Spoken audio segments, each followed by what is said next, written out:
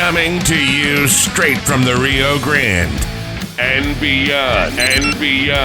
Broadcasting to the four corners of the globe. So grab your seat, your coffee, or your sundowner. Okay, everybody, here we go. On point, as always. This is Gloves Off. Gloves Off.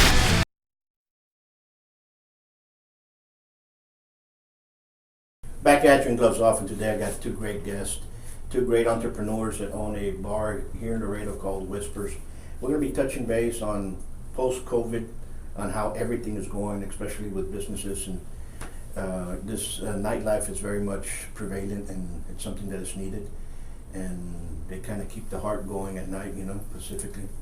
But how y'all doing? We're doing good. Doing good. I've been watching you all and following your all's bars and everything, and it's doing good. Is it? But what has changed from now to when you first opened? Mostly, it's staffing. It's a little difficult to get people on board to want to work. I'm not 100% sure on all the unemployment that's going on right now. They're still receiving it. I know that during the pandemic they were. A lot of people were making more money staying home rather than working. I know most of the unemployment already has kind of ran out on pandemic and stuff like that, but it's hard staffing up. Yeah. What we were talking earlier, and you said about staffing up. What seems to be the problem? Are people not wanting to work, or are people not? What's going on? Is there not the labor force for that? Because in bars you need wait staff, and you need bartenders and security. Do we have that here in Laredo, or no? Yes, we do. We do, but it just seems to be very minimal. And we see it everywhere. We see it at restaurants. We see it, where we go get the propane gas. The employees there, like places we visit. It's limited, and you sometimes see signs. Be patient. We're limited on the staff, and it seems. Not sure if it's a city thing or it's a state thing or what, but it seems to be happening all over the city in different industries, not just the bar business. So basically, people do not want to go work, right? That's what it seems like, because population is still there. The population did not decrease. People didn't leave.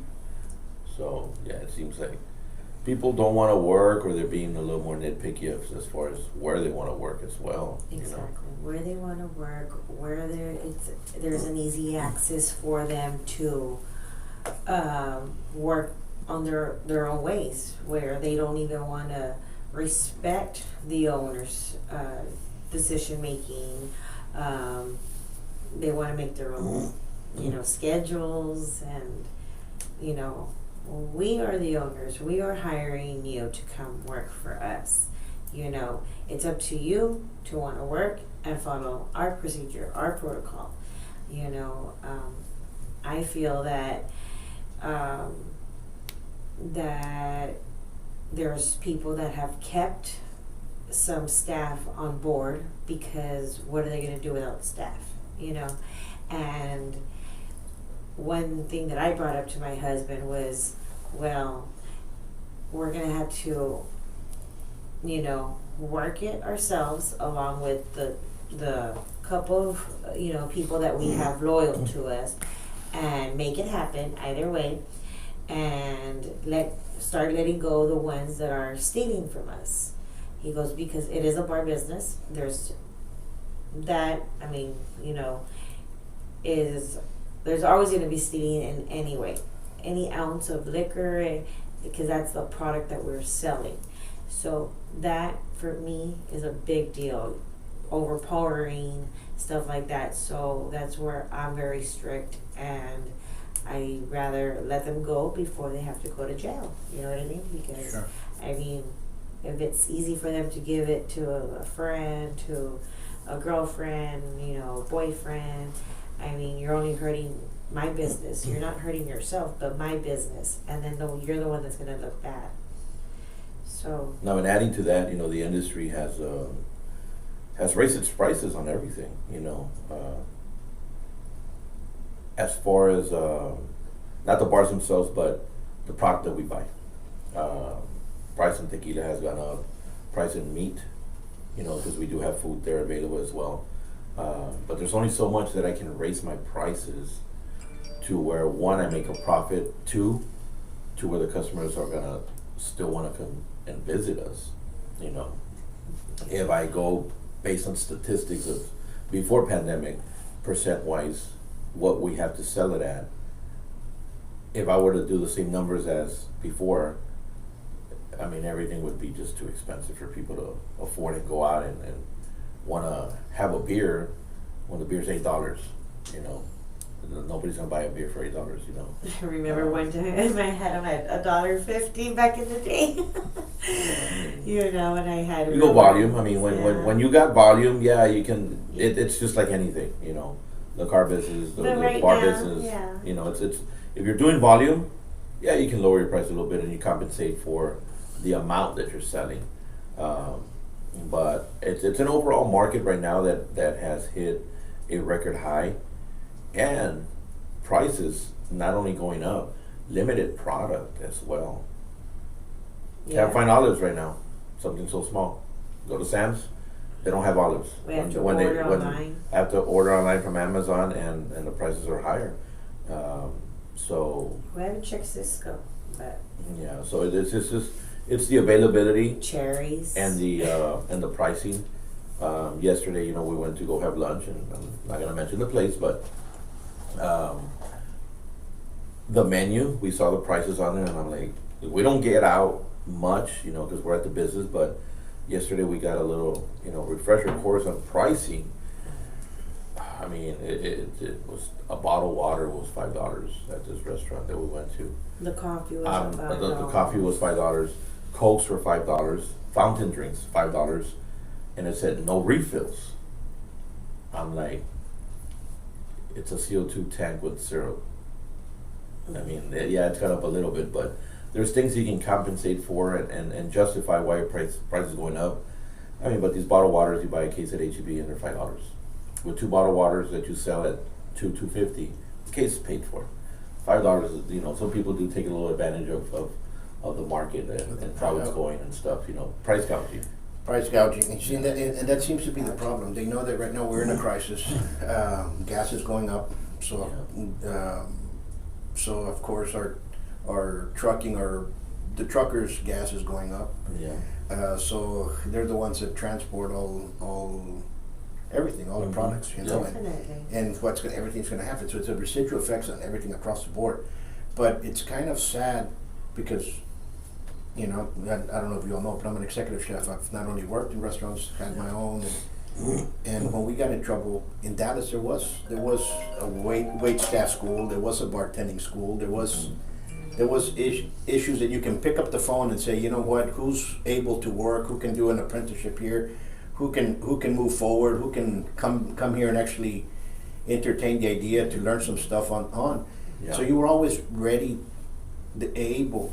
We don't have that here. There's not a bartending school here. There's not a wait staff school here. There's not a restaurant hotel management program here. So when you look at all this stuff, it's kind of bad. You know, sometimes you go into a business, trial and error, but your family's been around for a long time with for many years, you know, and so you know how it is. Yeah. I've seen the prices go since up 1985. Yeah. I mean, when we used to sell beers for $1.50. You know, and like you said, you know, the price gouging, something that we all have to understand that it's going on, but we can also be compassionate about it. You know, let's not have that greed. Of course. You know, so you know, you see, and I think we're going to go into a worse. How can I say?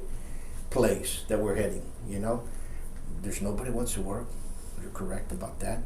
They got spoiled. People now look at you know, gym contracts or contracts in martial arts schools and dance studios, and they say, okay, we'll see you later. But you all have a contract. You know, you have an obligation. We all have an obligation.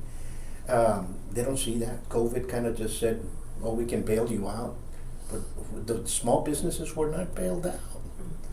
They weren't bailed out in Laredo, you know. And we're like 80-90% besides Import export. Import-export. Oh, yeah. You know what Yeah. I'm saying? So, but when you look at it and they say, oh, but import export, how about those small businesses? The import export companies are actually moving to San Antonio and McAllen. I mean, where are the manufacturing jobs? Where are the trade schools? Where's everything else that you guys are? That's what I'd be worried about. I wouldn't want a cartel parkway that's going to benefit people that are crossing illegals. You know what I'm saying? Spend $200 million on that, not thousand, $1 million to have walk to No Laredo and come back on your bike. What, I mean. And It's speaking of, fixed Laredo. like you said, mom and pop, local small business, stuff like that. I mean, we saw big chains Sure. close down their doors. Sure. I mean, these are multi-million-dollar companies that close their doors. What's to be expected of the small people, If they couldn't stay afloat, and we saw it through the pandemic that, chains, locals, all types of businesses didn't pull through, money marketing and saving up, it's what kept us afloat. We were shut down for 3 months straight, no income whatsoever. Yeah, same here. And we just did our best, and we survived, and we're still surviving. And again, our prices are not. We're probably one of the lowest pricing bar in Laredo, and we try to keep it there. I'd rather make a penny on a dollar than have to close my doors. We got to be smart about it. We got to make enough to pay the bills, pay the employees and stuff. But yeah, pandemic has really hurt everybody. But what we seem to be struggling. And I can speak for most bars here in Laredo, or most any industry in Laredo, staffing. And you asked earlier, what do you think is the problem? I really don't know. I don't know if these people are still receiving unemployment, or they're not, or they're doing self-employed cutting grasses, or I don't know where the employees are at. So we're hiring up, and that's the purpose for us being here today, to let the people know that we're hiring. And I actually put a post, and then within that post I put one requirement, and I put no experience. So a lot of people be like, oh, they're hiring, but they're not gonna hire me. I've never bartended, I've never served, I've never. So that stops a lot of people also from applying at a certain place. Sure. Before I came into the business, I was in the car business for 18 years. Sure. I've always been a people person. I've always dealt with people. I've always been managing numbers. But when I came on board, I knew the basics, because I would drink at home. I make my own drink. But was I making it right? Probably not, because it's not measured. I would put more in than I'm supposed to. So I learned the business, and I learned it fast. But I think that's what stops a lot of people from applying to certain places, saying, you know what, I've never done it before. Be embarrassed or be afraid, or I'm just gonna stay here working at the hotel, cleaning the rooms. Sure. Or yeah. $8 an hour. When you can be making, we've seen up to $50 an hour depending on your tips. Wages for waiters and bartenders is lower than any other job, but the compensation for that is your tips. And the tips are there. It's up to you to work it, but they're there. You get an average of the 5-hour shift that you work, because we have 2 shifts from 3 to 9 and 9 to 2. It's 2 shifts, 5 hours. You work 5 hours. Within those 5 hours, you do get paid. You get paid your hourly, and you get your tips, credit card tips and cash tips. So you're gonna go home with a minimum of $10, $12 an hour. For the 5 hours that you work. And then I'm saying minimum. Or more. That's what I'm saying, minimum. That's a There's minimum. times that, I bartend myself. I gotta work double shifts sometimes, because I have a group of employees that have stayed loyal with us, and they've been with us, through these hard times and stuff. And I tell them, hey guys, what's that we did? It was slow today. You didn't make much, or you didn't make anything other than your hourly today. but tomorrow will be a different day. And then tomorrow, we get busy, and then it's been just A roller coaster. yeah, it's been a roller coaster. But at the end of the week, get your winnings, get your money, how much you made and stuff, and you're gonna figure out and find out that it's well worth it. Let me ask you this. If somebody that's out there that hears this and wants to go work, where can they contact you? They can contact us on the Facebook page for Whispers Bar, or they can go personally at 201 West Delmar. We're open from 4 to 2 a.m., 4 p.m. to 2 a.m. every day, Sunday through Sunday. And I'm mostly there all the time. So you can go and fill out an application, or again, you can go online on Facebook, and we do have an app that you can fill out online as well. And there's no experience needed. We will train you. I'm actually the trainer there, so I do train these guys. When 3 years ago, I don't know how to make a mixed shot. So. Right. And you all need all types of staff, not just bartenders, right? Bartenders and servers. And servers. Yeah, mainly right now it's bartenders. We gotta, we cross train people, so there'll be days that you might serve, and then there'll be days that you'll bartend. But yeah, mainly it's bartenders that we're looking for. We've given the opportunity for the servers to learn the other side of the bar, so they've been enjoying it. Even our servers are like, oh no, I've never done it. Get over here. These are our employees that already work there, and they're sometimes timid or afraid to go on the other side of the bar and work as a bartender. No, I don't know. Get over here. I'll show you. I'm training this one girl. She's been already bartending for 2-3 days. She's been with us for over a year, but as a server, and she's liking it. And she's like, "Oh, I thought it was harder." It's not. It's just taking that step. And if she's afraid, timid, or whatever you want to call it, and she already works there, I can only imagine somebody that's never done it. They're not gonna apply. They're gonna be like, "I've never done it. I've been to bars and I've seen the bartenders doing this and that. I can't do what they're doing." No, it's It's more show than anything, Sure. But you have to have somebody that likes to be in the front of the crowd too. you gotta like it. Yes, you do. If you're a shy person and you've been like that all your life, it's gonna be harder on you. But Right. But it's fun once you start getting into The it. right attitude Yeah. and making them feel comfortable once they walk into that venue. They get there to have a drink, to relax, let's get out of the real world for a little bit, So, like I always say, if y'all come in a bad mood, that customer's not gonna want to have that drink from you. Y'all need to come here with that. they'll feel the vibe. That good vibe, hey, how are you? You already know your customers, because we do have our regulars, put their drink right in front of them as you see them walk in. Hello, come on in, this and that, etc. It's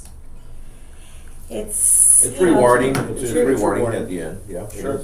Listen, and right now is the time. Right now, if you really want to get ahead in life, you can, and you're young, and you want to make some extra money. Mm-hmm. Jobs are out there. Yeah, Jobs are out there. Period.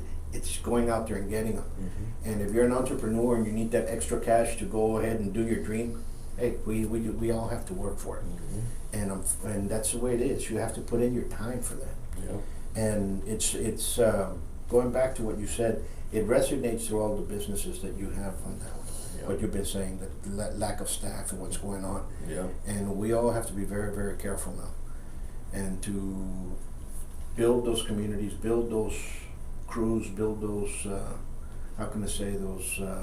those teams, and build it from there. Structure. And then structure it up Foundation. there. And I always said this, Laredoans, you, me, you, all of us that own this are the ones that are going to help the other ones grow up. Of course. Because the city has left it behind. And it's unfortunately, that's what happened. Yeah. And right now it came out that they gave $2 million in places. I never saw I never saw or know of anybody that got any help from the city. Really, I'm like, well, what did you all help? Because you all didn't help anybody that we know. And between us, do we know a lot of people that have small businesses? You Yeah, know what I'm saying? And, So and it's the same conversation with all of us within our, within our small community, so. yeah, and so can I ayudar? Well, no. But again, They built the lazy river. They finally finished it. It's a joke. yeah, no, I understand. It's true.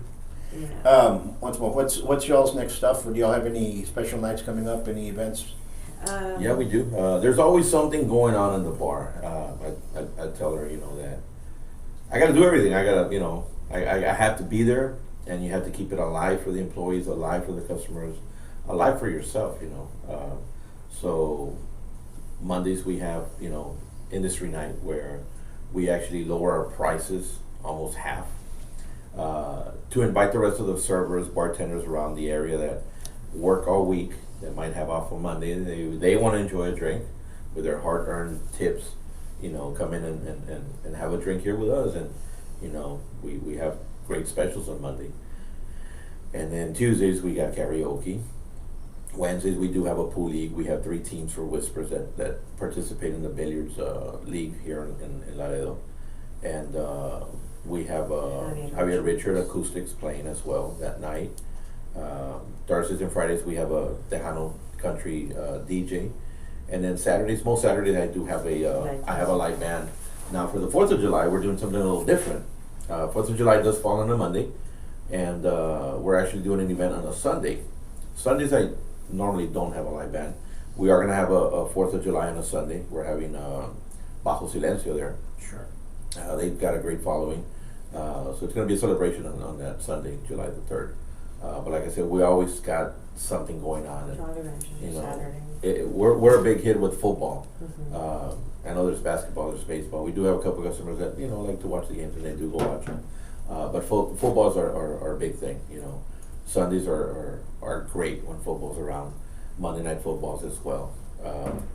And then when football comes on board, we tie it in with other stuff. We have poker nights on Mondays for Monday night football, so you can come in and enjoy, watching a football game while you're playing poker. It's all for fun. There's no gambling, no money involved. It's just for fun, but you're watching the game, having a beer, and playing poker at the same time. So like I said, there's always something going on. You got to give the customers a reason to come into your bar. Why am I going to go in there?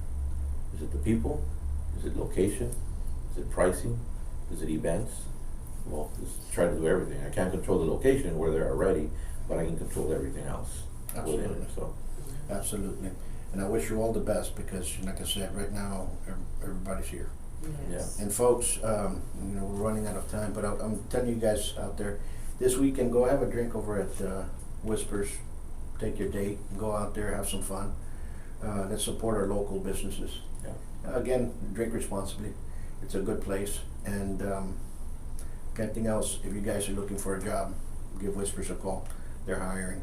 So until next time, you guys stay safe, be peaceful. Thank you. There's a place, a school, an institution where a professor resides. One that for the past 30 years has traveled the world teaching others. A pioneer in America of the fighting science of savate. One who codified the sports of this fighting style.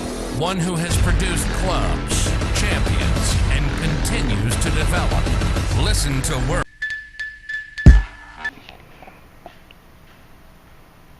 Hello, welcome to Buitrón Academy. My name is Stephen Bird. I'm here to talk about the benefits of this wonderful school. I am now on my second, beginning my 3rd year here at the Academy, and my 1st year learning savate. Why did I come here? I came here 2 years ago because I wanted to better myself. I'm in a position and job where performance is everything, and others depend on my performance. So I decided I'd better myself by coming here to do just that. Since I've joined, I've learned many things, both about myself and the world around me. I recommend this school. It'll teach you hand-eye coordination. It'll help you lose weight. It'll help you learn self-confidence. And the biggest benefit of all is it'll teach you about yourself. Things you never thought were possible, you'll learn to do. And things that you never conceived of being able to do, you'll learn to do. I thank Mr. Buitrón for all his time and patience with me, and I know that he's prepared and skilled to give you as much time as you're willing to devote to this art. So come, stand inside a temple of honor filled with memories of people who, like us, started with nothing and became great in their own ways. Thank you. Of Professor Buitrón. Come train at the best kept secret of Laredo. Buitrón Academy, 956-401-4868. Savat.biz.